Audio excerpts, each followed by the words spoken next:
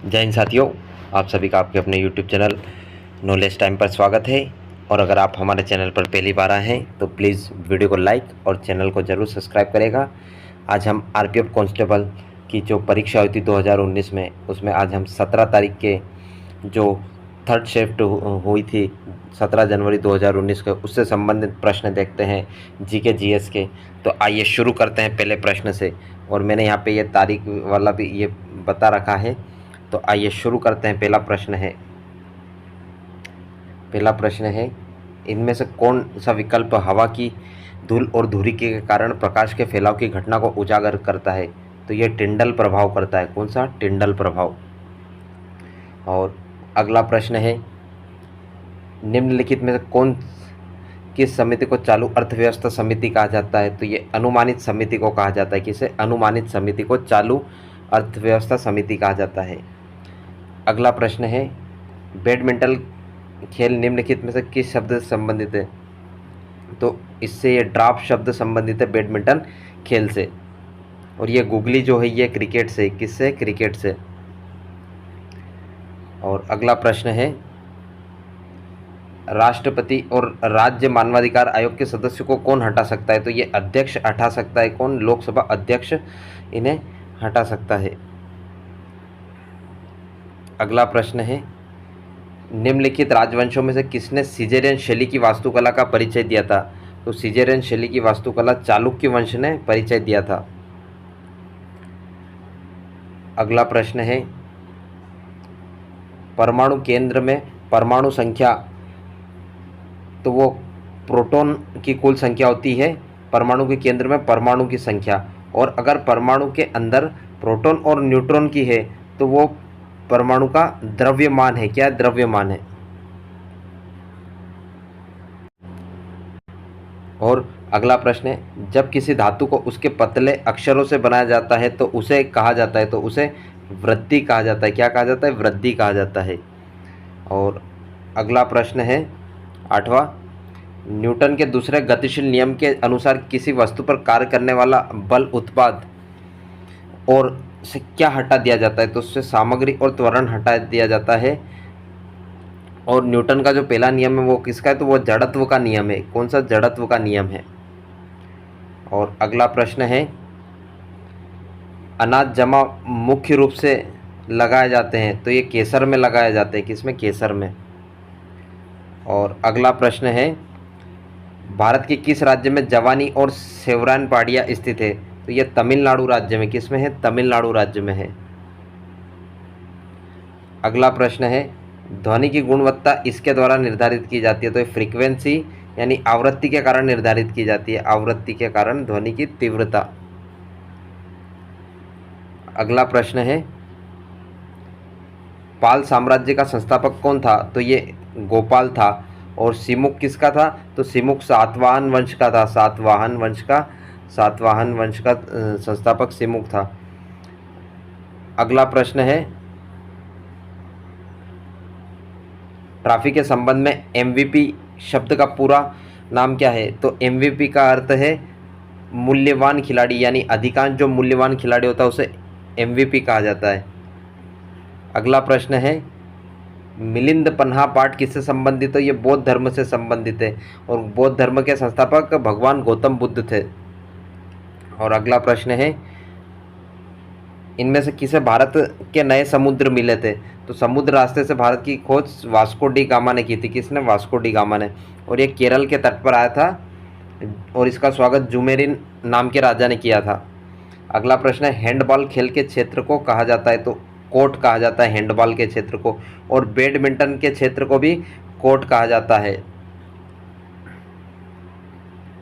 अगला प्रश्न है, पशुपति किस काल में मनाया जाता था? तो ये हड़प्पा संस्कृति में पशुपति काल मनाया जाता था।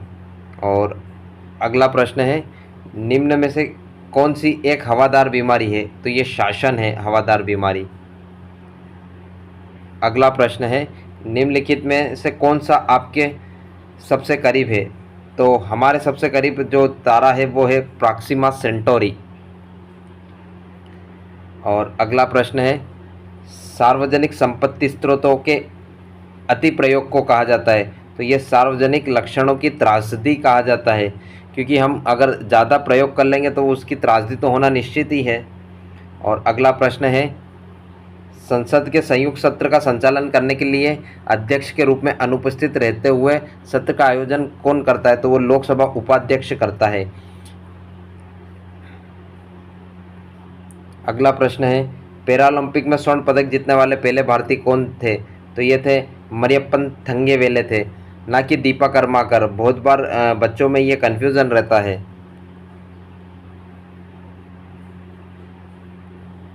अगला प्रश्न है, विभाजन में जन कोशिका की तैयारी के लिए एक मूल कोशिका में विभाजित किया जाता है। तो ये 2 समान में विभाजित किया जाता है।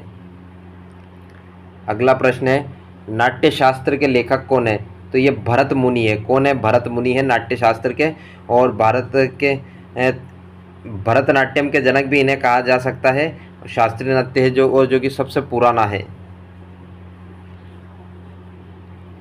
कौन सा अंतर्राज्य परिषद मंत्रालय के अंतर्गत आता है? तो ये गृह मंत्रालय के अंतर्गत आता है, और वर्तमान में अभी गृह मंत्री अमित शाह है। कौन है? अमित शाह।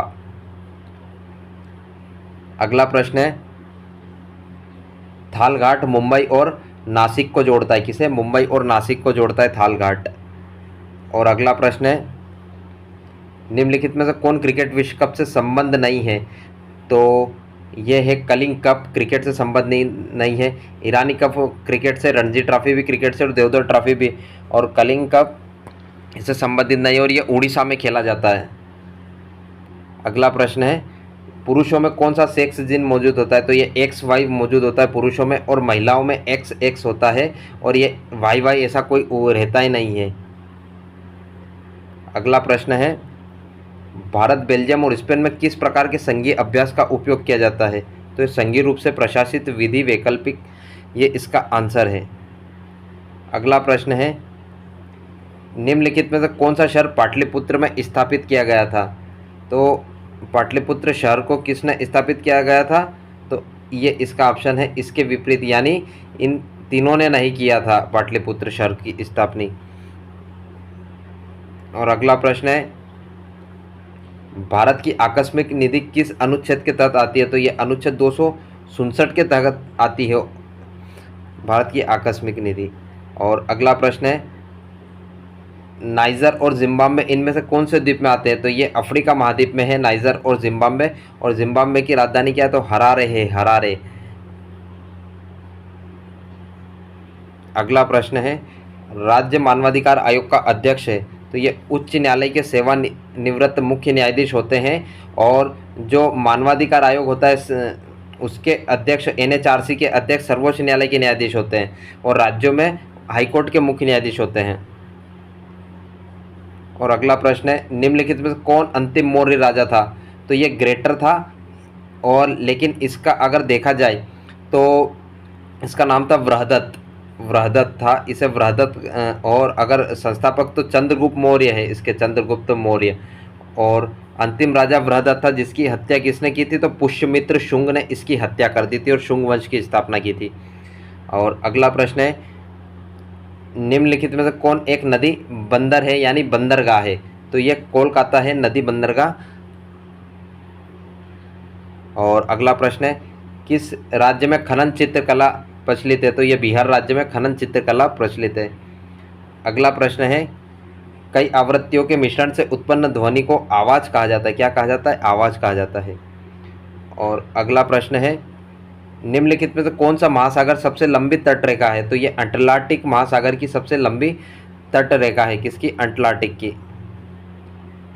अगला प्रश्न है, 2011 की जनगणना के अनुसार भारत में शहरी जनसंख्या का प्रतिशत कितना है? तो यह है 31.16%। और अगर लगभग हम 70% मान सकते हैं, 69 से 70% भारत के गाँवों में जनसंख्या रहती है।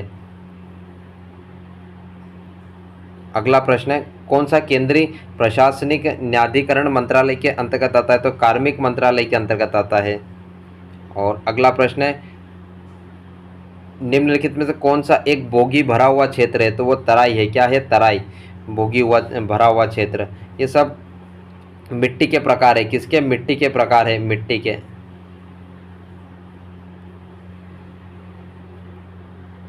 अगला प्रश्न है, वृक्षासन योग में क्या स्थिति देखा गया है? तो वृक्षासन में भैया नाम से स्पष्ट हो रहा है, वृक्ष में पेड़ की स्थिति होगी। और अगला प्रश्न है, दुलुकिनिथा में एक प्रसिद्ध लोक संगीत परंपरा है, तो यह कहाँ की है? तो कर्नाटक की है। और अगला प्रश्न है, राष्ट्रीय मानवाधिकार आयोग वर्ष में स्थापित हुआ? तो ये 1993 में स्थापित हुआ और ये 12 अक्टूबर को स्थापित हुआ। कब? 12 अक्टूबर 1993 को। और इसकी जो अभी अध्यक्ष वर्तमान में है वो है विजया भारती सयानी। कौन है? विजया भारती सयानी।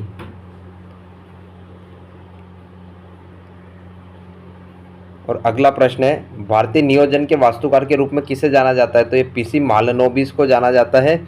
और इनके जन्म दिवस पर हम 29 जून को विश्व सांख्यिकी दिवस मनाते हैं। क्या? विश्व सांख्यिकी दिवस। और अगला प्रश्न है, बहुत कम विक्रेता लेकिन बाजार क्या है जो खरीदने के लिए बहुत अधिक है? वो है अल्पसंख्यक व प्रभुत्व। अगला प्रश्न है, भारत सरकार के माध्यम से खाद्यान्न खरीदती है? तो भारत खाद्य निगम के अनुसार खरीदती है। और अगला प्रश्न है, महात्मा गांधी राष्ट्रीय रोजगार गारंटी योजना की शुरुआत हुई थी? तो ये 2005 में हुई थी। कब? 2005 में 2 फरवरी को।